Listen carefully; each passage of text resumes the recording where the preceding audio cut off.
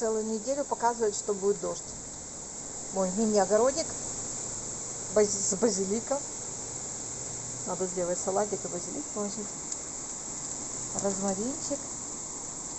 Это для котов еда витаминная. И дождь пошел. Ну, всегда стихийное бедствие было дождь в Италии. Сейчас полустихийное.